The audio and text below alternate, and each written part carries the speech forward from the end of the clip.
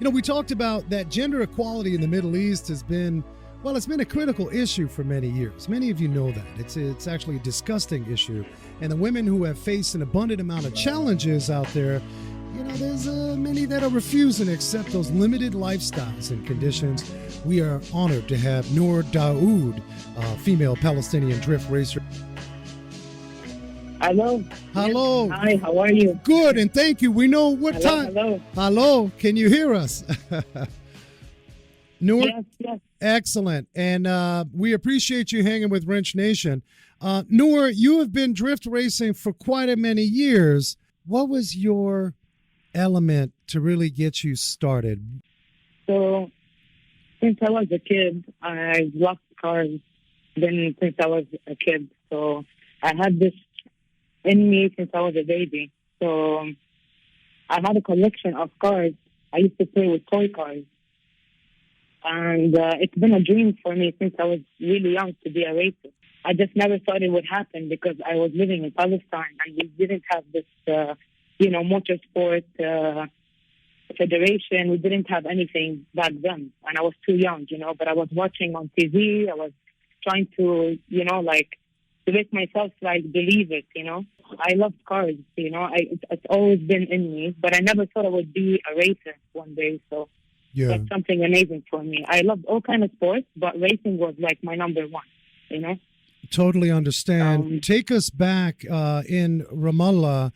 Did you have sort of resistance from, let's just face it, from the male, partners in the family? Did the uncle or grandfather say, no, you cannot be playing with cars, you should be doing something else? Did that ever happen? Yeah, well, when I was young, like I said, I've been playing with toy cars, but they've been bringing me presents, all my family, like Barbies and all that stuff, girls' toys. And I never really liked it. It wasn't my thing.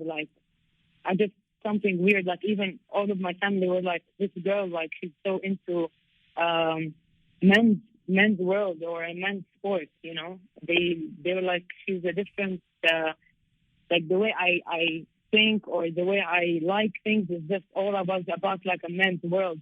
So they were really thinking it really weird in the beginning, but then when everything started to get there, with the youth and with the time, they were so surprised that I'm really actually doing it. Now I will go to that and I will tell you when I started, but they were all supportive, especially my mom is very supportive.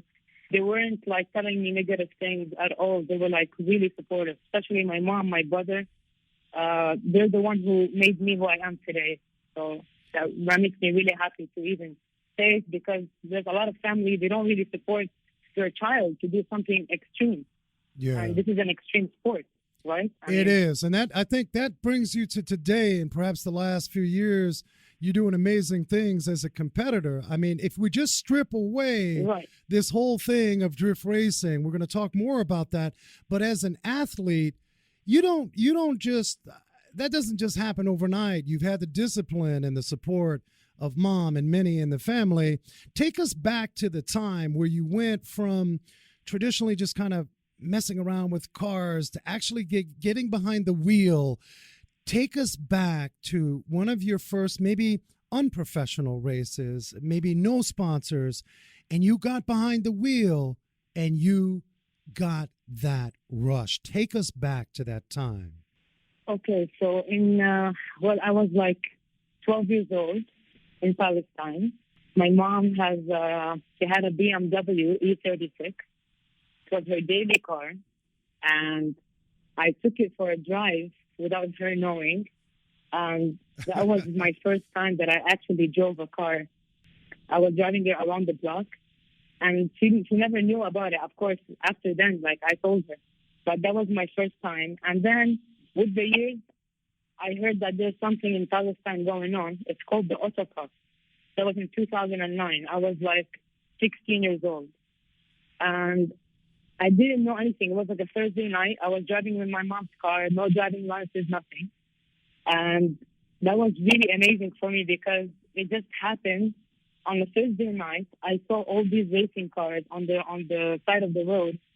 And I went to them, and I told them who's responsible of this and all of this. So I started to talk with the head of the Federation of Motorsports in Palestine, and I didn't even know that this exists there. So I got to talk to them and everything, and they said Friday, which is the next day, there's a race. So actually, I signed up, I registered and everything the same like that Thursday night, and then Friday I went to race, and that was like my first time. We didn't have drifting back then. We just had something that's called the autocross. Autocross is like racing against the watch. So you're racing against time. The fastest one is the one who wins. Right. I raced this for 2 years, and I didn't like it. I didn't really enjoy it. Yeah, this is where I started, but it didn't. I didn't feel that rush, that adrenaline in me. You know what I mean? I wanted something you were more, excited, but you wanted more than just like, okay, start the clock, who goes fastest, done deal, right? You wanted more. Exactly. So I did a page for myself. It grew a lot. I started to have a lot of followers, and in 2012, I got invited by the King of Europe to go drift. It's the biggest event in Europe, and I was invited to go there. I didn't even know really how to really drift. Like, I was drifting in the streets. You know what I mean? Yeah. I never really did like a drift event or a drift race ever. It was all in the streets. And then when I got invited, I was like, oh my God, I don't know what to do. This is this is a formality. Really, yeah, you're like, I love to race, but oh my goodness, they're bringing me to this is the real deal. Exactly. And I was like, oh my God, like it was so surprising. And it was like something like I've never thought it would happen, because I'm still not there really. So what happened is Bank of Palestine back then, when I was speed testing and all of this, the autocross, they wanted to sponsor me. So they gave me that sponsorship. And when I went to them to the office and I told them, listen, guys, I have this invitation to go to King of Europe in Budapest. They were really excited. They really actually sponsored me. And I went to this event. All I had in my hand is my suit and the flag of Palestine. And all of them were so professional, having the stands and, like a crew and everything. And I didn't have any of this, and I was like the only one that didn't know what's going on. So it was so much fun. I was going to ask you. I got fourth place. Yeah, well, that's a round of applause right there, Noor. You got fourth place. I mean, but tell me, so you're showing up. You got this professional crew. You got your sponsor. What is going through your mind now? This is an elevation of game for you in terms of going from street racing autocross to now getting sponsors. Right. And here you are in Budapest. What is your feeling behind the wheel?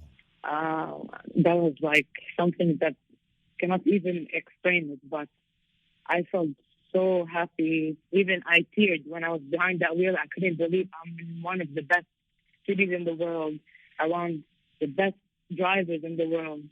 I wasn't even prepared for it, but I made my mentally, like I became even stronger when I was there, because I said, no, I can do this. Like I didn't put myself like down or like, oh my God, like I didn't freak out, Yeah, it was scary for me for sure. But I made mentally, like I made it so strong to be able to fit in, you know what I mean? Yeah. And that was really amazing. That day I just made it happen. And from there, everything just changed for me. After that event, from 2012, from then everything just changed. Like the drift world, I entered, I grew. From there, just everything changed. I started to get invited from different countries, and then I started racing all over the Middle East, and then I made my own car, You started to grow. Yeah, you were growing big time. Yeah.